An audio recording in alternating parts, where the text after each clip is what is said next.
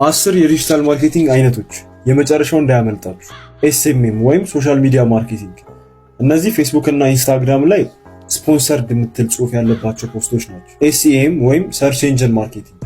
ይሄ ደግሞ እንደ ጉግል ያሉ የተለያዩ ሰርች ኤንጂኖች ላይ ማርኬት ማድረግ። ኤስኢኦ ወይም ሰርች ኤንጂን ኦፕቲማይዜሽን። ይሄ ደግሞ ከዌብሳይታችሁ ጋር የተገናኘ ነገር ሰርች በሚደረግ ሰዓት የእናንተ ዌብሳይት መጀመሪያ ላይ ራንክ እንዲያደርግ ይረዳል። ኤስኤምኤስ ወይም ሞባይል ማርኬቲንግ። ይሄ ደግሞ የቴክስት ማርኬቲንግ ነው። ኢሜል ማርኬቲንግ። ይሄ ከድሮ ጀምሮ የነበረና ብዙ ድርጅቶች የሚጠቀሙት የማርኬቲንግ አይነት ነው። ኢንፍሉዌንሰር ማርኬቲንግ። ኢንፍሉዌንሰር ማርኬቲንግ ደግሞ የተለያዩ ኢንፍሉዌንሰሮችን በመጠቀም ፕሮዳክታችንን ለተለያዩ ሰዎች ፑሽ ስናደርግ ወይም ስናስተዋውቅ። አፊሊየት ማርኬቲንግ።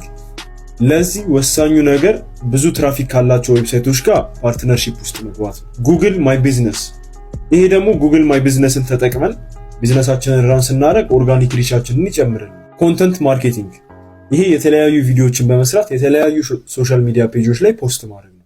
ይሄ ለኔ ተመራጩና ብዙ ብር ማይፈጀው ነው። ኦዲዮ ማርኬቲንግ። ይሄ ደግሞ የተለያዩ ሬዲዮ ፕሮግራሞች ላይ እንዲሁም ደግሞ ፖድካስቶች ላይ መቅረብ ነው። ይሄን የማርኬቲንግ አይነት ደግሞ ሰሞኑን ስካትናቲ ሲጠቀመው አይተናል።